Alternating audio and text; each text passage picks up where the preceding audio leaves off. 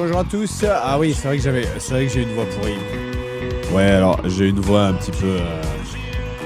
J'avais oublié ce détail. Bonjour à tous, bienvenue. Oui, je suis un petit peu malade, comme vous l'entendez. Mais la bonne nouvelle, c'est que du coup, avec une voix comme ça, probablement demain, probablement, il y a un monde où demain on a la fameuse voix dégueulasse là. Voilà. Grand-père Yugi est de retour. Ouais, voilà, ça a fait l'apéro hier. Maintenant, j'arrête pas, il pleut tout le temps, ça fait 2 mois qu'il pleut. C'est la merde et du coup, le gosse est malade, tout le monde est malade. Du coup, moi aussi, je suis malade. Enfin, voilà. Bon, bonjour à tous. Du coup, bon, on va juste avoir une voix un petit peu, je vais avoir une voix un petit peu suave pour ce stream et peut-être que demain, on compensera avec une voix absolument, une voix de Cresserelle aiguë. Et bien sûr, du coup, j'espère que vous avez apprécié le musée du blindé, parce que vous étiez très nombreux, et super nombreux, hein, en vrai, vraiment, pour un jeudi après-midi, on a fait un pic à 23 000 viewers, ce qui est assez dingo. Pour un jeudi après-midi, c'était assez ouf, et le musée était super. Le musée était vraiment super. C'est vrai qu'à la fin, j'ai été pris de court parce que je ne savais pas que ça finissait.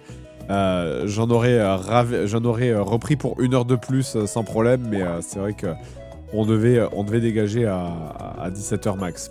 Qui retournera? Ouais, franchement, moi j'y retournerai. Je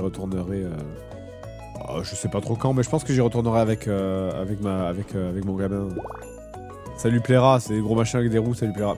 Le guide était trop fort. Le médiateur là, il était trop fort. Trop bien. La Jeep à missile. Oui, c'est vrai qu'il y avait des trucs, il y avait vraiment des trucs, on aurait dit des machins sortis de PUBG. Non, mais c'était trop cool. Hein.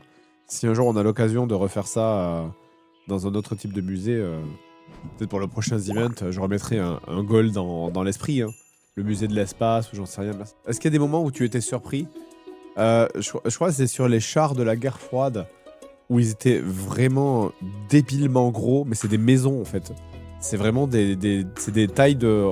En fait, j'ai regardé un petit peu la rediff et je trouve que la caméra écrase un petit peu les tailles, mais quand t'es à côté, déjà le Tigre 2 il est immense, mais même ceux qui sont après, là, les chars de la guerre froide, ils sont vraiment...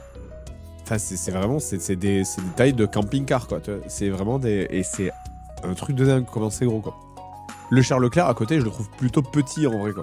Alors que tous les chars de la guerre froide, là, les trucs qui sont censés être anti-nucléaires, les AMX-30 ou je sais pas quoi, là j'ai oublié le nom, c'est des maisons sur des chenilles, quoi, en fait.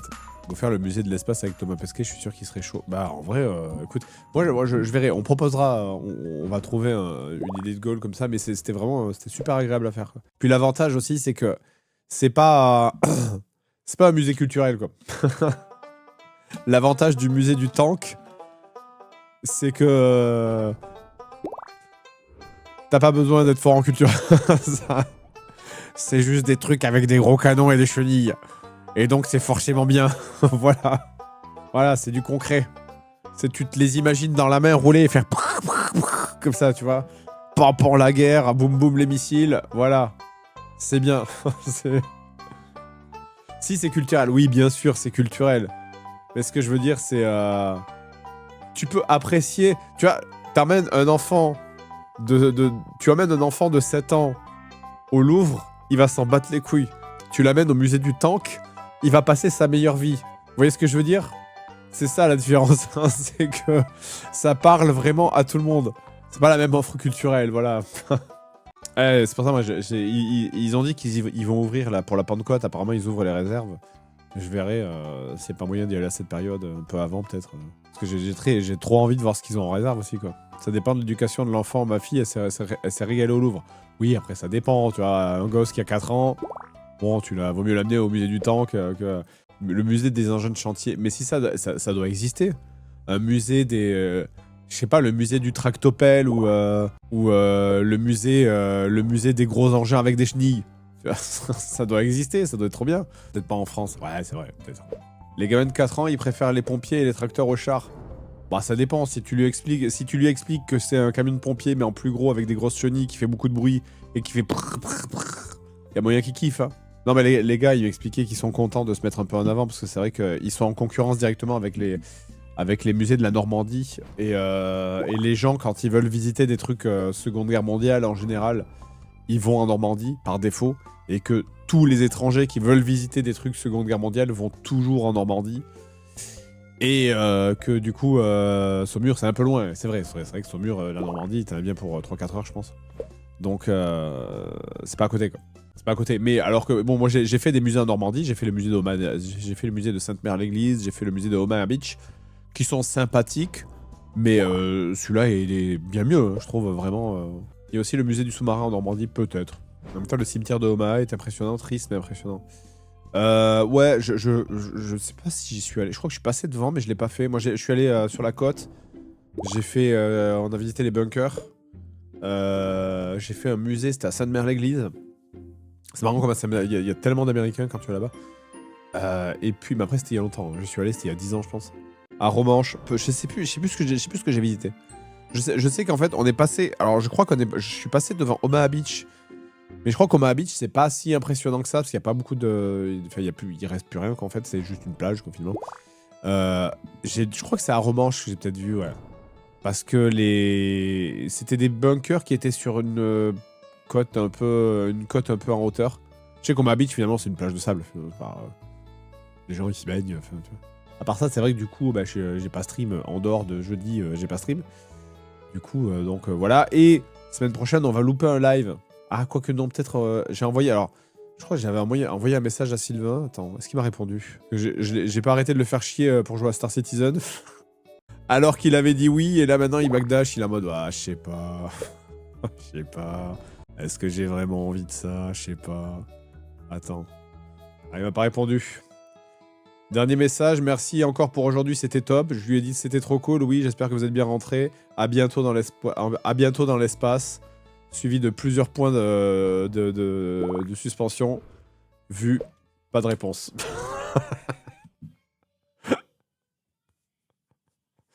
M'a mis en lu. Meanwhile. Est-ce que vous avez suivi le stream de JDG de jeudi? Avec Rivenzi également. Est-ce que vous avez suivi cette dingue? Il y a une rediff qui est disponible sur la chaîne Best of du JDG. C'était exceptionnel, on a passé une super visite, c'était trop bien. C'était vraiment chouette. On a eu un guide, Adrien, qui est trop fort. La collection est sympa, parce qu'ils ont vraiment des trucs très différents et c'est très éclectique. Le guide est super. Les partenaires in crimes étaient super aussi. Quoi vous dire? C'était juste bien. Voilà, fallait être là. Hein. C'était juste bien. C'était top. Je vous invite à aller jeter un œil d'ailleurs à ce qui se trame dans ce musée, parce que pour le coup, c'est impressionnant.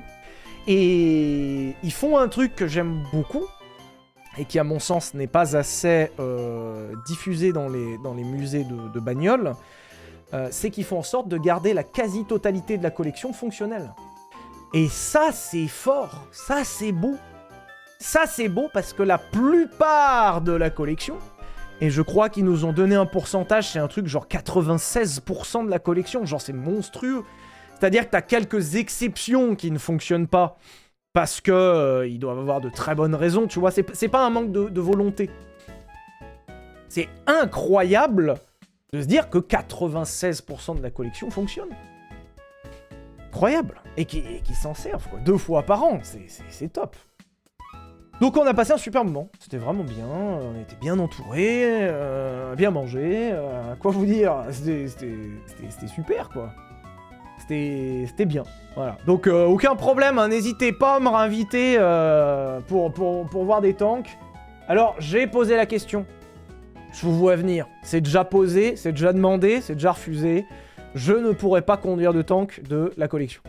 Voilà, c'est déjà fait. Vous vous doutez bien que j'ai demandé, ce n'est pas jouable, il laisse pas le volant à des gens en dehors du musée, ce qui se comprend, fin, voilà. Et oui, bon, autant dire que quand j'ai vu l'incroyable, le Panzer, l'incroyable Panther 2, le truc exceptionnel, le Tiger, pardon, quand j'ai vu l'exceptionnel Tiger 2, fonctionnel, que je leur ai dit, attends, pitié, non, eh bah, donc c'est pas grave, Pas grave. Non, ils ont pas le mouse. On en a à peine parlé du mouse, mais non. Mais même pas 400 km/h dans une Audière, bah non. Bah, impossible.